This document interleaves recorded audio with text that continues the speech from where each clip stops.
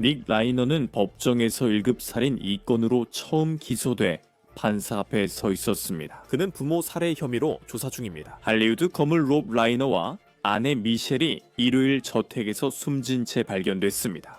이는 유명 인사들이 참석한 연말 파티 후 몇 시간 만이었습니다. 오늘 법정에서 무슨 일이 있었는지 보여드릴 뿐만 아니라 닉 라이너가 자신의 부모를 살해한 혐의를 받은 후 LA 주유소에서 포착된 새로 공개된 사진들도 준비했습니다. 로원 크림에서 제시한 사건을 다루고 있습니다. 저는 크리스 스튜어트입니다.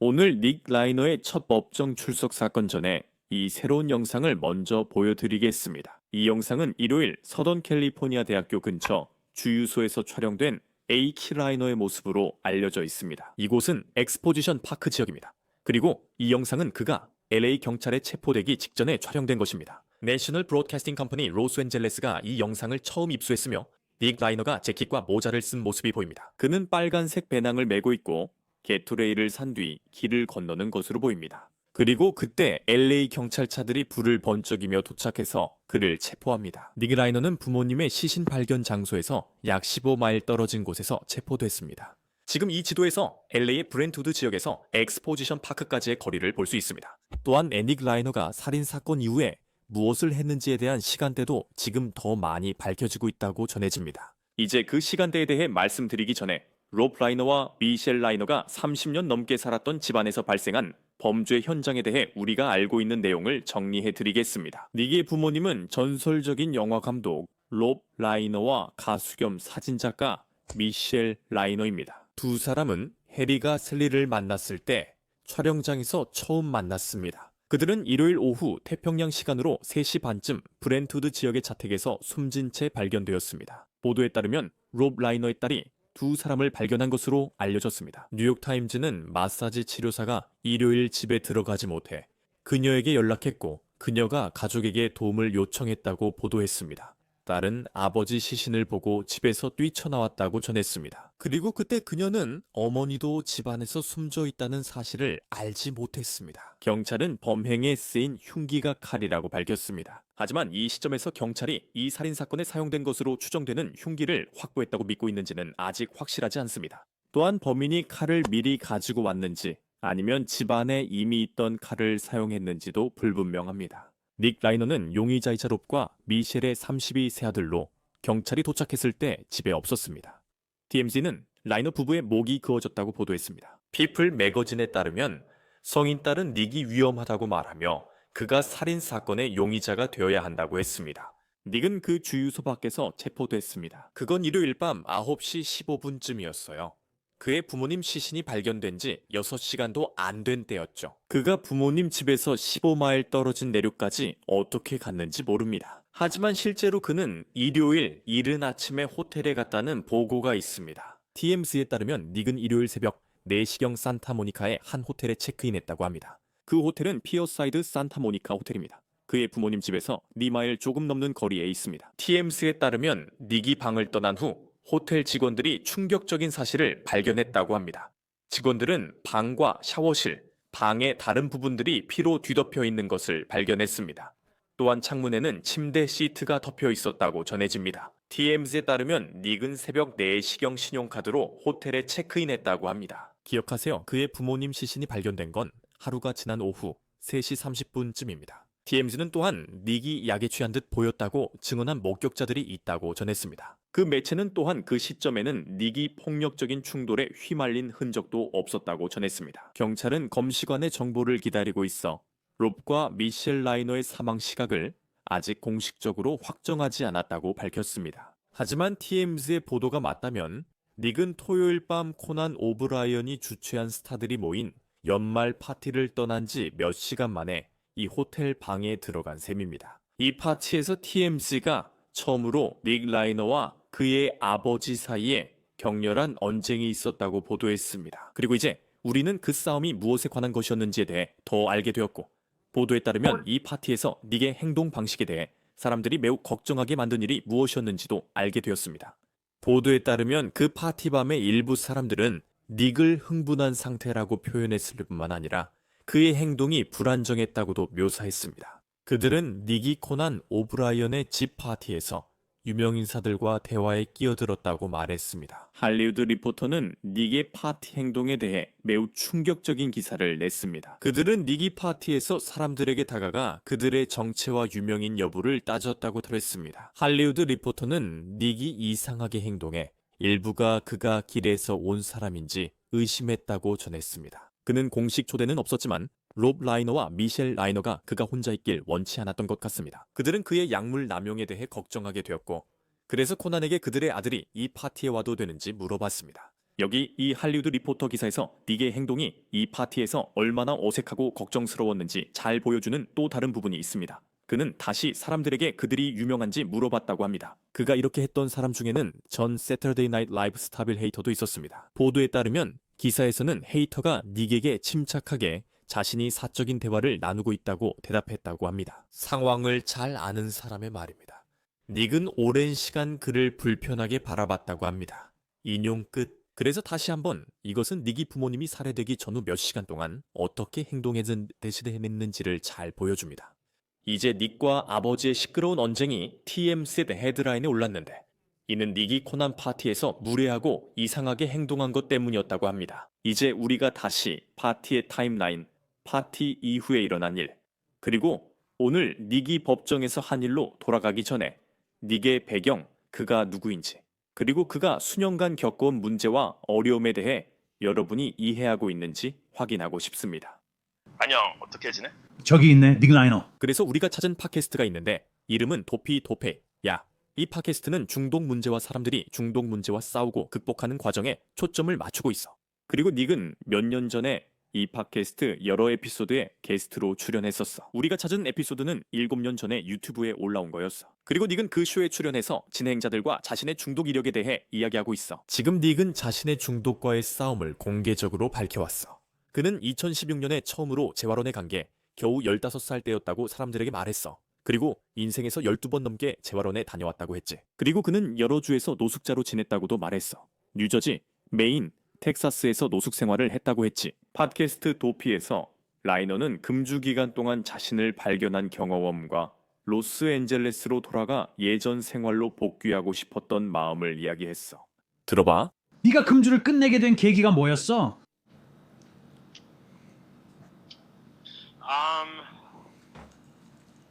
모르겠어. 그냥 집을 떠나 있고 싶지 않았고 그냥 집에 돌아오고 싶었어. 하지만 너도 다시 마리화나를 피우고 싶었고 뭐든 다시 하고 싶었던 거잖아. 난 널 판단하는 게 아니야. 네 그냥 이거는 수천 명의 그게 뭔지 알아? 사실 난 다시 약을 하고 싶다는 걸 어느 정도 알았지만 그걸 재발이라 부르고 싶진 않았어. 난 그냥 예전처럼 마리화나 피우고 약도 좀 먹고 내가 하고 싶은 대로 살고 싶었어. 그리고 내가 메인에서 다시 시작하면 제대로 할 수 없을 거란 걸 알고 있었어. 닉은 다른 에피소드에서 부모님의 게스트하우스에 살았던 일과 부모님이 그를 내쫓으려 했던 이야기를 했어. 2018년에 닉은 그 일로 약에 취해 분노하며 그곳을 엉망으로 만들었다고 했어. 그래서 이런 이야기를 통해 아들을 도우려고 했던 가족의 관계도 이해할 수 있게 돼. 그들은 결코 아들을 포기하지 않은 것 같아. 그리고 중독 문제에 대해 많은 가족들이 겪었다고 말할 수 있는 그런 어려움이 있었지. 그건 분명히 라이너 가족에게도 일어나고 있었던 일이야. 로브와 미셸도 아들을 돕기 위해 정말 할 수 있는 모든 것을 다 한 것 같아. 이건 정말 슬픈 모습이야. 우리는 닉의 페이스북 페이지를 찾았는데 닉은 2018년 이후로 게시물을 올리지 않는 것 같아. 그리고 이 사진은 닉과 그의 아버지가 함께 있는 모습이야. 롭은 어 퓨군맨, 해리가 셀리를 만났을 때 같은 전설적 영화 감독이야. 그는 아들의 경력을 도우려 했던 것 같아. 닉은 그의 아버지가 만든 영화들만큼 성공적이지 못한 영화를 썼어. 그 영화의 제목은 빙 찰리이고 IMDb에서 평점 6.2를 받았어. 닉은 중독과 노숙에 시달리는 남자 이야기를 영화로 썼고 그의 아버지가 감독했어. TMZ를 포함한 여러 매체들은 최근 몇 달 동안 라이너 가족이 닉의 행동 방식, 정신 건강, 그리고 약물 사용 문제에 대해 점점 더 걱정하게 되었다고 보도했어. TMZ는 닉이 산타모니카 호텔에 재입실했을 때 완전히 망가진 모습이었다고 전했어.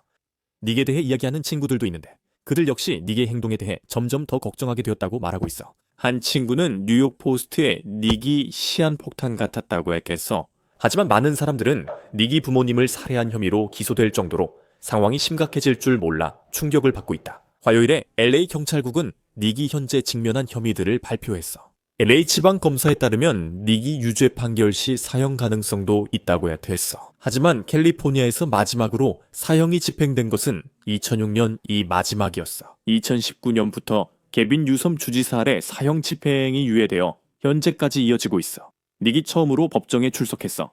그의 변호사는 앨런 잭슨인데 형사 변호 분야에서 유명한 인물이야.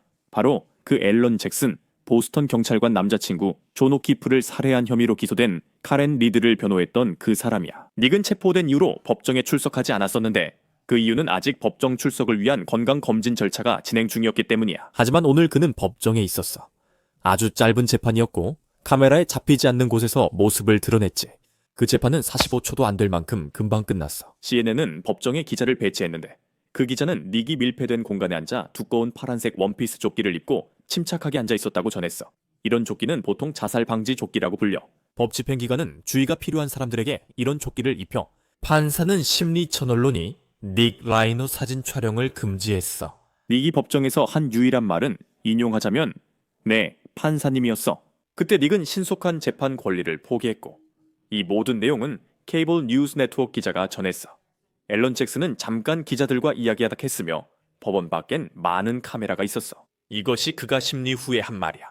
여러분 안녕하세요. 간단하게 몇 마디만 하겠습니다. 무엇보다도 그리고 가장 중요한 것은 이것은 라이너 가족에게 닥친 엄청난 비극입니다. 우리 모두는 라이너 가족 전체에게 깊은 위로의 마음을 전합니다. 이 사건과 관련해서는 매우 복잡하고 심각한 문제들이 있습니다. 이 문제들은 철저하면서도 매우 신중하게 다루고 조사하고 살펴보고 분석해야 합니다. 저희는 여러분께 이 과정이 본래 설계된 대로 진행될 수 있도록 시스템이 앞으로 나아가게 해주시길 부탁드립니다. 성급하게 판단하거나 성급하게 결론을 내리지 말고 절제와 품위를 지키며 이 시스템과 절차가 마땅히 받아야 할 존중 그리고 가족이 받아야 할 존중을 가지고 임해 주시길 바랍니다. 따라서 다음 법정 일정은 1월 7일 기소 절차이고 이것이 다음 재판 날짜입니다. 지금 드릴 말씀은 여기까지입니다. 다른 시점에 더 말씀드릴 내용이 있을 수 있지만 오늘은 절차적으로 우리가 어디에 있는지에 대해 말씀드리겠습니다. 즉 오늘은 기소 절차의 연기였습니다. 오늘은 아무 일도 없었습니다. 1월 7일 같은 부서에서 기소 절차로 다시 올 예정입니다. 그때 뵙겠습니다. 이제 시민권 변호사 조 리처드슨 씨와 이 주제에 대해 더 이야기 나누겠습니다. 로 앤드 크라임에 오셔서 반갑습니다. 이 이야기는 오늘 법정에서 큰 일은 없었지만 그 주변의 세부 사항들과 보도 내용이 정말 믿을 수 없을 만큼 비극적입니다. 닉 라이너가 직면한 혐의들과 지방 검사에 대해 이야기하고 싶습니다. 그가 혐의를 발표할 때 사형이 고려되고 있다고 말했습니다. 텍사스 같은 일부 주에서는 아마도 지금 캘리포니아보다 누군가에게 더 현실적인 가능성일 것입니다. 캘리포니아에서는 그것이 어떻게 작동하나요? 맞아요. 그래서 사형제도는 기술적으로 여전히 특별한 상황이 있을 때 사형이나 가석방 없는 종신형에 처해질 수 있도록 기소될 수 있습니다. 하지만 주지사인 개빈 뉴섬은 2019년에 사형 집행을 유예했습니다. 그래서 최근에는 아무도 사형이 집행된 적이 없습니다. 비록 기술적으로는 여전히 그 길을 갈 수 있지만요. 실제로 그 사람이 사형에 처해질지 여부는 특히 최종 판결까지 오랜 시간이 걸리고 자동 항소 같은 절차도 있기 때문에 별개의 문제입니다. 하지만 특별한 상황은 여전히 매우 중요한 요소로 작용하고 있습니다. 그리고 그는 사형을 받을 수 있는 것처럼 기소될 수 있고 실제로 그렇게 될지는 별개의 문제지만 그게 그의 형벌이 될 수도 있습니다. 그래서 누군가가 사형을 선고받고 평생 감옥에 있게 된다면 결국 정치 체계의 손에 달려있다고 볼 수 있겠죠. 그리고 누가 알겠습니까? 10년 후쯤 애의 변화가 온다면 캘리포니아에서 사형제에 대한 인식이 매우 사형 찬성 쪽으로 바뀐다면 당신은 그 영향을 받게 되고 결국 그 처벌에 대한 사람들의 감정 상태에 좌우될 수밖에 없는 거죠. 네, 정치적으로 말하고 싶진 않지만 모두가 개빈 뉴섬이 대통령 선거에 출마할 거라는 걸 알고 있고 어떤 면에서는 그가 정치적으로 좀 더 강경해지길 바랄 수도 있겠죠. 개빈 뉴섬이 집행 유예 조치를 철회하거나 열린 태도를 보일지는 잘 모르겠어요. 지금 주지사 선거에 출마하는 사람들 중에는 리버사이드 카운티의 셰리프 같은 인물들도 있어요. 사형제에 찬성하는 사람들도 일부 있습니다. 그래서 실제로 누가 주지사가 되느냐에 따라 상황이 달라질 수 있습니다. 하지만 이건 정치적인 영역, 정치적 의지 그리고 그런 것들에 달려 있습니다. 그래서 네, 정말로 어떻게 될지 알 수 없는 상황입니다. 특별한 상황에 대해 이야기할 때 지방검사장은 닉 라이너가 직면한 두 가지 혐의, 즉 1급 살인 2건이라고 말합니다. 여러 명의 피해자가 있어 특별한 상황이 적용된다는데 그게 무슨 뜻인가요? 네, 그러니까 형법 190.2조에 나와 있는 여러 가지 특별한 상황 중 하나라도 해당되면 그 특별한 상황 때문에 기본적으로 더 강화되고 엄격한 처벌로 이어질 수 있습니다. 가석방 없는 종신형이나 사형이 될 수 있습니다. 이 경우에 이야기되고 있는 것은 피해자가 여러 명이었다는 사실입니다. 여러 명의 피해자가 있다는 것이 특별한 상황이 될 수 있습니다. 매복하여 기다린 것도 특별한 상황이 될 수 있습니다. 과거에 비슷한 범죄를 저지른 사람은 특별한 상황일 수 있지만 이번에는 해당되지 않습니다. 하지만 이는 심지어 그 방식조차도 그들은 이를 특별한 주장이라고 부르는데 사실 그 둘 사이에 큰 차이가 있는지는 잘 모르겠습니다. 우리의 목적에서는 무기 사용이나 칼 사용 등에서 특별한 주장과 특별한 상황 사이에 큰 차이가 없습니다. 또 다른 특별한 상황은 살인의 극악무도한 성격일 수도 있습니다. 그래서 그의 혐의와 처벌을 더 무겁게 할 방법이 몇 가지 있습니다. 이는 그에게 더 많은 것이 달려 있다는 의미입니다. 그리고 우리가 볼 때, 그리고 지금 이 시점에서 우리가 모르는 것이 많습니다. 제 말은 TMZ 또한 로스앤젤레스 지방검사도 이런 일에 익숙할 것이라 확신합니다. 일부 매체는 정보를 얻어 상황을 그리는 듯합니다. 사람들이 이 사건에 대해 경찰이 어떻게 생각하는지 조금은 알고 있지만 경찰은 공개적으로 많은 말을 하지 않고 있습니다. 경찰은 흉기가 칼임만 알며 추가 언급은 없습니다. 캘리포니아에서 1급 살인죄에 해당하는 사전 계획, 즉 우리가 살인에 대해 이야기할 때 일반적으로 말하는 사전 계획이란 무엇인가요? 그리고 어디까지? 왜냐하면 전날 밤 코난의 집에서 파티가 있었고 분명히 그곳에서 가족 문제 같은 게 있었잖아요. 하지만 그렇다면 그게 닉 라이너가 부모님을 살해하기로 계획했다고 여겨지는 부분에 어떻게 영향을 미칠 수 있을까요? 그러니까 1급 살인에 대해 이야기할 때는 고의적이고 사전에 계획되고 신중하게 악의를 가지고 미리 생각한 범죄를 말하는 거죠. 그래서 기본적으로 그건 미리 생각하고 준비했다는 뜻입니다. 꼭 미리 오래전에 계획할 필요는 없어요. 알겠죠? 그래서 이건 분명히 이 정당 방위 상황이나 누군가가 즉흥적으로 아무 생각 없이 저지른 일은 아니었습니다. 오래 걸리지 않습니다. 이것이 이곳에서 가장 아이러니하며 사람들이 종종 이해하지 못합니다. 법적으로는 계획적인 범행을 마음먹는데 오랜 시간이 걸리지 않습니다. 전날이나 그날 밤에 파티가 있었어야 한다거나 그런 건 필요하지 않습니다. 훨씬 더 짧은 시간일 수도 있습니다.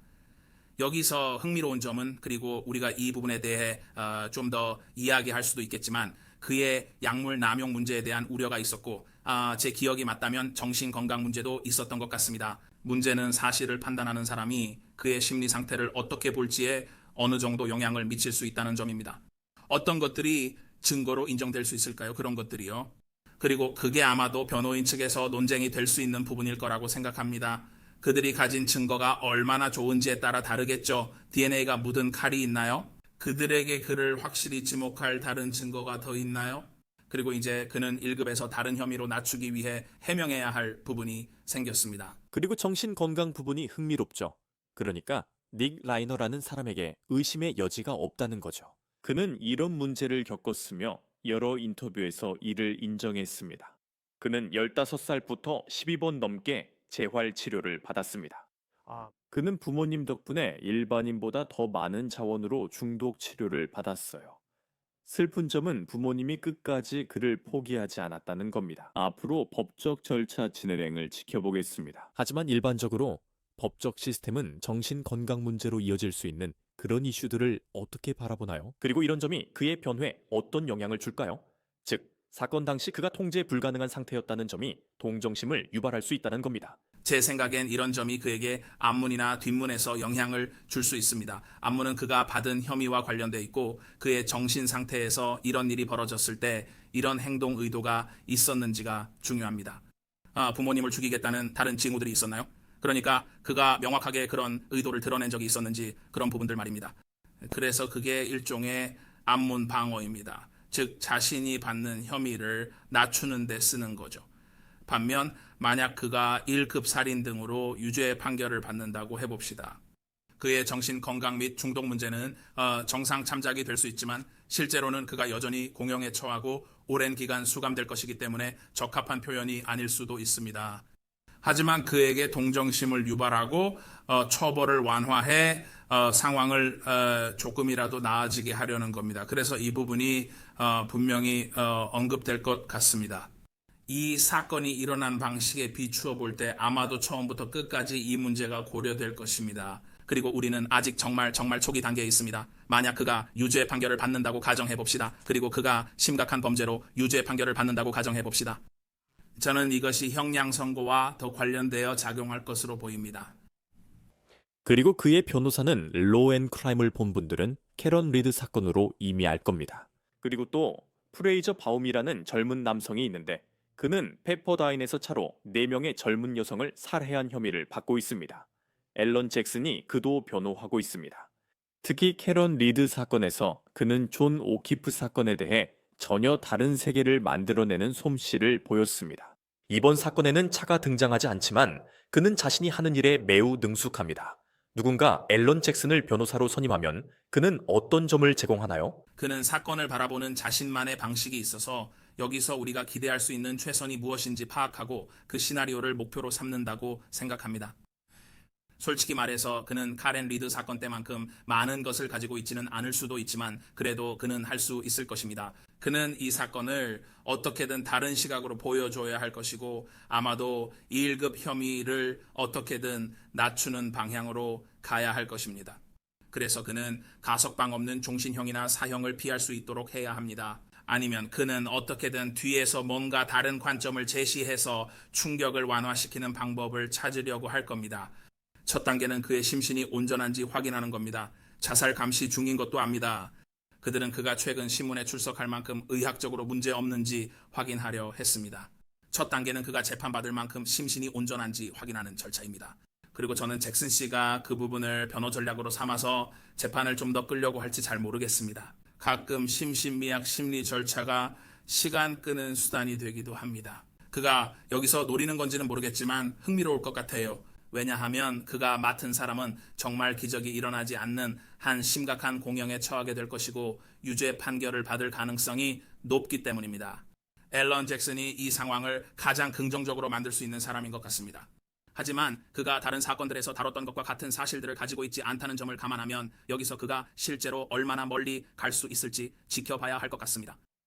이게 바로 알다시피 여기는 LA이고 할리우드입니다. 피해자 중 한 명이 바로 롭 라이너라는 점도 있고요. 그러니까 그는 감독으로서 만든 모든 영화들과 70년대 배우로서의 활동 덕분에 할리우드의 왕족 같은 존재입니다. 그러나 전날 밤 파티에는 코난 오브라이언과 빌 헤이터 등 유명 인사도 있었습니다. 그곳에서 정말 어색한 일이 있었죠. 아직 재판까지는 멀었고 실제로 그 단계까지 갈지 모릅니다. 하지만 이 사건에서 증인 명단이 어떻게 구성될지 생각해보면 특히 사람들, 그러니까 일반적으로 증인 명단을 작성할 때 얼마나 과거까지 거슬러 올라가서 생각하게 될까요?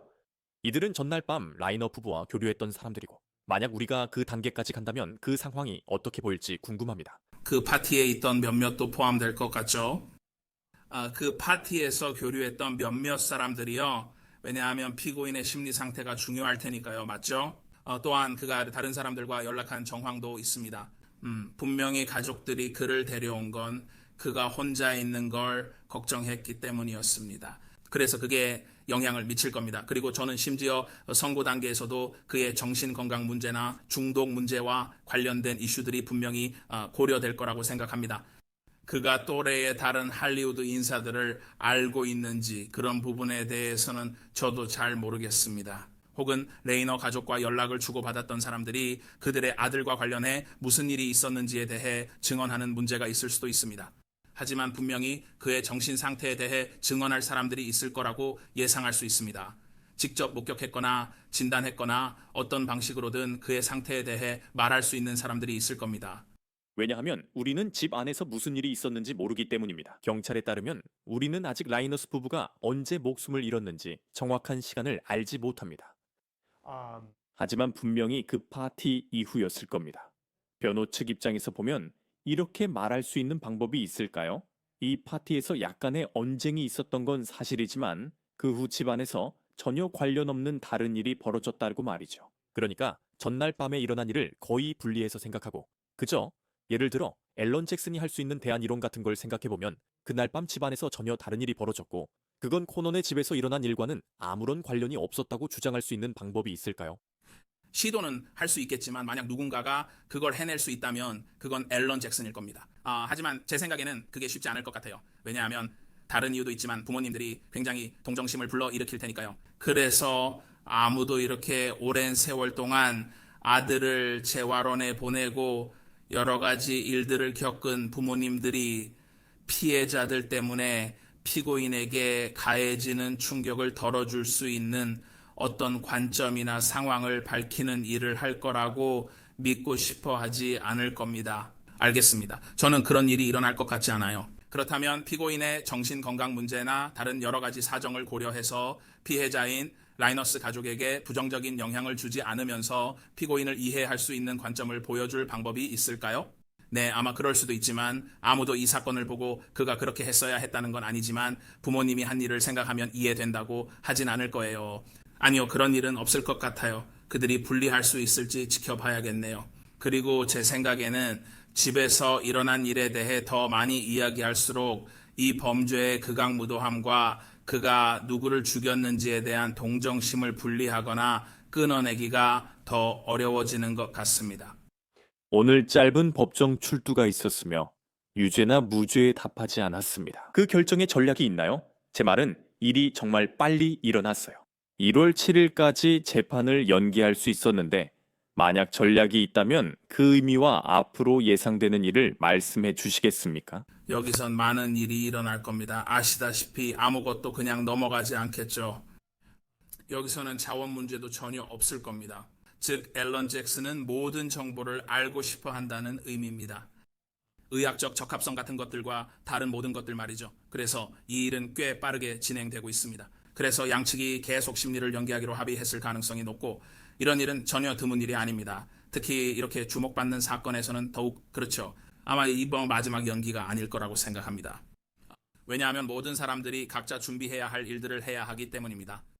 앨런 잭슨은 자신의 일 때문에 어느 정도 압박을 받을 수 있지만 저는 지방검사 쪽이 이 범죄의 성격과 모두가 지켜보고 있다는 사실 때문에 훨씬 더 큰 압박을 받을 거라고 생각합니다. 그래서 그들도 아마 자신들의 입장과 준비를 갖추기 위해 약간의 시간이 필요할 것입니다. 그래서 저는 서로 합의된 연기가 있을 거라고 생각합니다. 그리고 모두가 모든 세부 사항까지 철저히 준비할 것입니다. 그래서 각자가 원하는 결과를 보장하기 위해 할 수 있는 모든 것이 이루어질 수 있도록 할 것입니다.